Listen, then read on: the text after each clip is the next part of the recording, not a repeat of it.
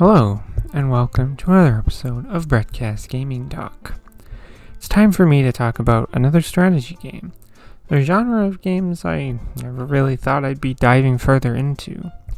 This time, however, we're adding a bit of sci-fi flavor into this one, and I am going to be giving my thoughts on XCOM 2. Before I begin, I just want to say that first I'm going to talk about the base XCOM 2 game in full, and then I will talk about the War of the Chosen expansion in full after that, but it will all be in one video. What does one do in XCOM 2? Well, there isn't really a specific story to speak of, but more so, you're just trying your best to combat this alien threat. That threat comes in the form of something called Project Avatar, which will be a constant timer that hangs above you the entire time you're playing. If I'm honest, I really didn't like that because it instantly reminded me of another strategy game I tried, Warhammer 40k Mechanicus, because both games have a timer thing like this, and I also don't like it because it just kind of adds this layer of stress while playing, and that's something that I really don't need. The timer can obviously be countered through different missions, but I still just don't like it. But that's what the premise of XCOM 2 is, to fight against the aliens and, prevent this Project Avatar from happening. Now, not only do you do missions, but you also have to upgrade your base, and this is another layer of strategy because you can't just build everything, and everything you do build takes time.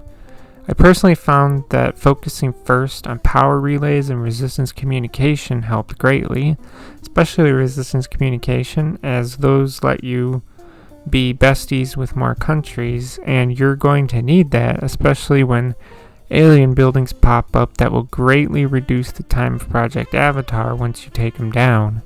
Another one I would greatly recommend is the Guerrilla Tactics School, because not only can you train your soldiers to be better, but you can also do things like upgrade your squad size at least 2 different times, and I really like that upgrade, and I wish I'd done it sooner in my run. Having 6 people on a mission is so much nicer than just the 4. There are some things the game will basically make you build, like the Shadow Chamber, as you will absolutely need it if you want to win the campaign. At least as far as I know, but I'm not like the ultimate expert in XCOM 2. Research is a huge deal in this game and will help you so much. I mean, research will grant you the best weapons and armor in this game, as well as a better understanding of enemies you deal with on missions.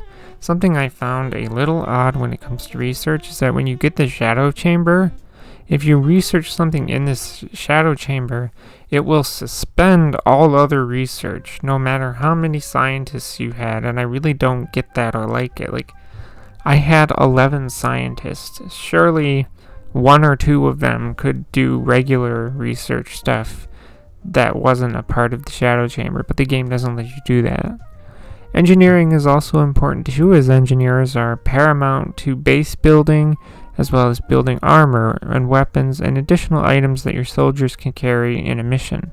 Having more engineers will also decrease the amount of time that it takes to clear out rooms, and building new rooms in your base will also do that as well. So again, they're very important. The armory is where you can do things to your soldiers, you can look at them, promote them, you can change their loadouts, you can customize them, all you want. I absolutely love the level of soldier customization in this game, as it makes it really feel like that these are my soldiers, if that makes sense.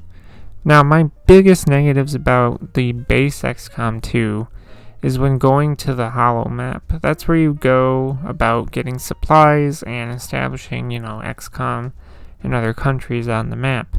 What bugs me is that, like with base building, everything takes time. You want to grab supplies from an area? Yeah, that's going to take anywhere from 3 to 8 days to do. You want to press the circle icon that will pass the days at your base, and this is the part where I don't like it comes in, because as you're passing days, you will be interrupted like every 10 seconds about literally everything. Research is done interruption. Supplies more supplies to be picked up interruption. And worst of all, we found an enemy target interruption. The last one that bothers me the most, because that last one bothers me the most, the finding a target, because it gives you the option to ignore it and continue just passing the days with whatever I'm doing. But then, of course, like 10 seconds later, I'll get a message from this council basically saying, screw whatever you're doing. This mission is time sensitive, so you better do it right the fuck now.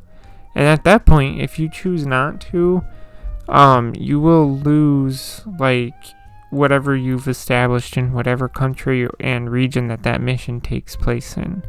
And it bugs me with XCOM 2 that there isn't any real player freedom in choosing what missions you do and don't do, because you can't not do a mission, because they punish the player if you decide not to do a mission, and I really hate that. I personally found that the missions were both the easiest part of the game and most repetitive part of the game, and that's because there isn't that much variety in the types of missions.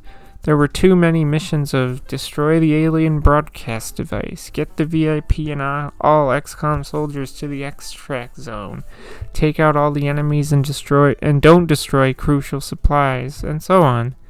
Even the important alien bases that relate to slowing down Project Avatar, they were literally all the same, because they're literally just run in, plant the X4, and extract all your soldiers. It just made missions feel repetitive, and less fun with how repetitive they are. Something I also found annoying in missions is sometimes you'll get what they call a ruler in a mission. And this is because rulers have to react to literally one of everything that you do. If one of my soldiers moves one square, then ruler has to react. If one of my soldiers reloads, the ruler will react. And it's mildly annoying because it's my turn, not the alien's turn. So why are you moving around when it's my fucking turn? Now, I'm going to talk about the War of the Chosen expansion. Now, the basis of what you do in this expansion is still the same, but now you have the added fun of dealing with the Chosen. Plus, when you go on a mission, you will encounter this group called The Lost, which are basically just space zombies, if you ask me. You will also encounter various Chosen on missions, and you can kill them, and you're supposed to do that, but they like to cloak around and teleport around, and will also act basically as annoying as the rulers do in the base game. Chosen will also read the minds of your soldiers and gain knowledge. Add to all that you still have to put up with the Project Avatar timer as well, because you don't have enough stress already. This expansion has loads more customization for your soldiers, and there are some new rooms added for base building, like the infirmary.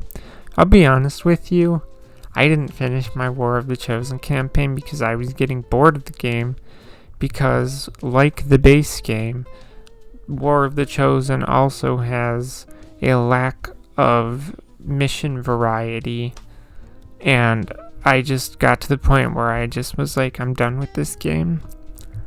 XCOM 2 and expansion have good customization, but they both lack mission variety, and to me, it just kind of removes the want to replay the game over and over, or even finish, like I said earlier, finish my War of the Chosen campaign, because it's just boring. XCOM 2 and XCOM 2 War of the Chosen are still both good games. That's all I have to say, so if you like what you see in here, feel free to subscribe. If you want to add to the conversation, leave a comment below. As always, thanks for listening, and goodbye.